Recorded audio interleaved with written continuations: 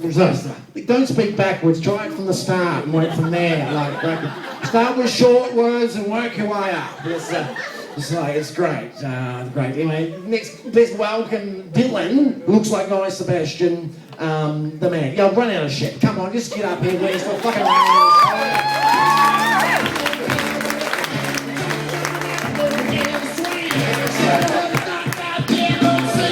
Thank you very much, JT, for that seamless transition.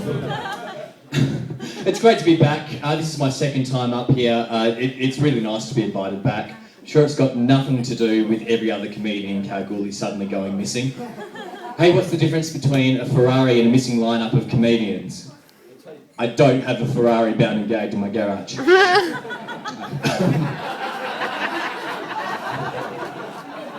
Took a while, we got there. My girlfriend's here tonight. It's great. She's very supportive of my comedy. I'm really relieved that she's already used her best heckle on Zach. I actually went up to her last time I was up here and I said, I'm really nervous. And she went, oh, babe, there's no way you can be as bad as I think you're going to be. Thanks, babe. Vote of confidence right there. So she's just recently moved to Kalgoorlie, and I think we've got the division of labour pretty much down pat. I cook, she eats. Yeah. Men shouldn't cook. Men shouldn't cook unless it involves an open flame and risk of death. You start cooking for your girlfriend before you know it, you care about her orgasms.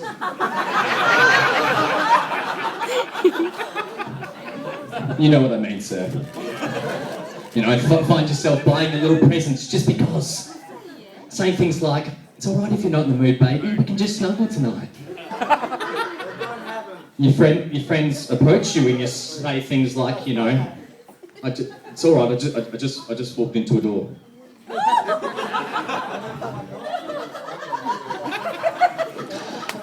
Now, it's only when she's drunk. You don't hear a lot of complaints about domestic violence being perpetrated by women on men, do you? You don't hear a lot of reports of it. There's a reason. It's that people believe them when they say he deserved it.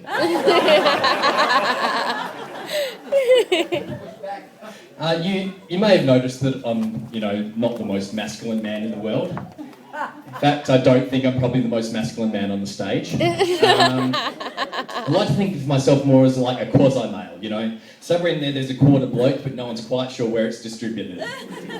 It's hard being a quasi-male. I think the hardest bit is trying to have conversations with other men, I think I just used too many words. Like, the other day, I was in the pub and I heard two guys having this conversation, right? You alright? Nah, you're right. Nah, you're right. Oh, nah, you're right. Nah, you're right. Oh, alright. That's 3 words! How am I meant to compete with that? Awful. I think one thing that does work sometimes is if you just drop the octave, like just make your voice deeper. People think deeper means manly, like, Barry White and Gandalf.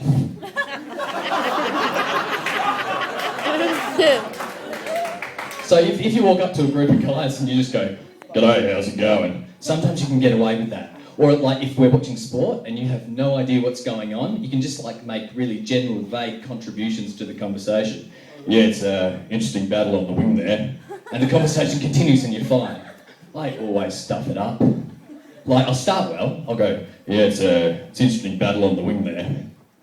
I think the intriguing thing about a match-up like that is it sort of examines the opposing conflict of desire. It's almost like an examination of the human condition. It's a struggle that we can all relate to. Shit, Judd's having a good year. Go the Blues, indeed. Does anyone else have a football team they want to yell out randomly?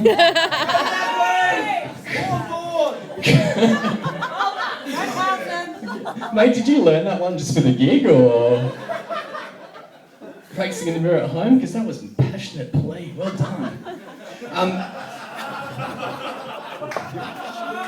Manly men deeply mistrust quasi-males, and they're bloody right to, because we're sneaky bastards. Women think we're gay, then find out we're not. Like when two alpha males are sort of competing for a girl's attention, it's a little bit like a game of Aussie rules, you know? I know the rules, you know the rules. I might get this possession, you might get the next one. But if I'm bigger, fitter, faster and stronger than you, you're pretty much the Gold Coast Suns. When a quasi male gets involved, the game changes slightly. The objective is the same, but things are different. It's a bit like when they send all of those Gaelic footballers over from Ireland for the international rules. Yeah? You might be bigger, fitter, faster and stronger than me, but if you can't kick the round ball, $1 million athlete will have their ass handed to them by a 60-kilo postman from Galway. This is no truer than when you're on the dance floor. Masculine men hate the dance floor. They don't understand the dance floor. They're scared of it. You can cause one of those guys a lot of problems by approaching their girlfriend going, you want to come dance? They're terrified. You know why? They don't know that they have hips. As far as they're concerned, their legs attached to their torso. That's why they all dance like this. Admittedly, some of them are more advanced than others.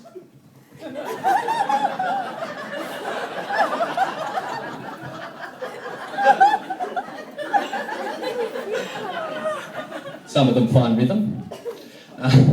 There's an awesome one actually, it's quite advanced, that routine, but it happens really late at night when that one masculine guy works out that hitting the dance floor is the only way he might be able to slur his pick-up line to something female. And so it's beer in one hand and a cigarette in the other, and they sort of stumble over to the dance floor, looking as debonair as they can. And they find a centre of gravity and they do this. I like to call it the two-handed fury.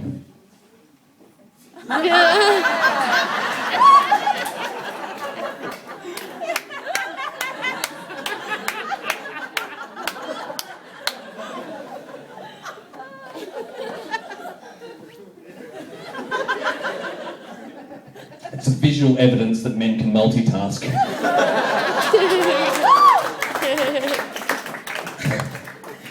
For a long time, I couldn't actually work out how I came to be a quasi-male. Like, my brother Matthew, he's actually quite manly, very alpha, very dominant. But then that makes sense because I didn't have a younger sibling to systematically torture. Thanks. That was my girlfriend, everyone. Oh, she's met him, she knows. My dad, though, is he's somewhere in the middle. He's sort of like a semi-male, yeah? He's manly, but he's caring. He's strong, but he's sensitive. He's the kind of guy who'd take the souffle out of the oven using a motorcycle glove. I've got this great memory of Dad where he'd actually just broken up with a girlfriend. He was pretty upset about it. I walked out to the backyard and Dad was out there just bawling, like just crying his eyes out. Into a tea towel. Manliest cry ever. I think the only way that could have been any manlier is if he dried his eyes using sandpaper.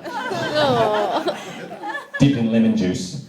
I once approached Dad and I had a friend who thought my brother was gay. I went, hey Dad, Monica thinks Matt's gay. And Dad looked at me and went, Dylan, everyone everywhere has always thought that all of us are gay. And I thought, yeah, you're right. There's another big difference between quasi-males and alpha males. Homophobia, yeah? I've got no problem with gay people, except they make me appear effeminate in comparison. And that's just the women. You put an openly gay man in the same room as the local rugby team, you are going to see conflict. Admittedly, it might be conflict about whether the technical term is tackling or foreplay. I saw a great quote the other day, and it said that homophobia is the fear that gay men will treat you the way you treat women. It's the fear that gay men will treat you the way you treat women.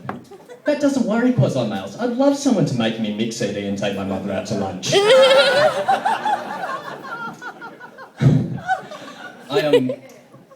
I do have to admit though that I'm so quasi-male that I actually show up on gay men's radars. It's quite embarrassing. Like, I did an acting degree, so I've got friends who have their birthday at the court. For those of you You understand. For those of you who don't know what the court is, if the court was in Kalgoorlie, the exchange and the gold bar would hold its arms behind its back, while the sparring guard punched it repeatedly in the stomach for wearing eyeliner to school.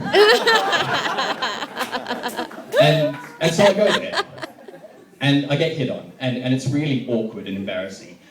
Number one, because I'm really not used to being the worst dressed man in the room. But number two, because it's really hard to justify why I'm not interested. You know, it's a gay bar, and I'm there, and I'm probably dressed like this, and they deserve to be informed. And I don't like rejecting people, and it's not always convenient to do a 10-minute comedy routine. But I have found one surefire way of making sure that you can avoid the situation, and that's the second stop talking. He's going to put your name on the board. You'll be in trouble. The second that you think someone might... Did you not know the first time, Rach? You're in the light and everything. I'm videoing this, but... Shut up, JT, don't join in. So, the second... I've tried 3 times. Look, the second you think someone might be interested, you just lean over to them and go, "Shit, Judd's having a good year." Thank you very much, I'm Dylan James. Have a great night. Come on, baby. 5-minute break! Can't have a drink, have a get away, back. Whatever it is you do, really come back, and this guy's gonna run this out, he's fucking awesome. You hold it.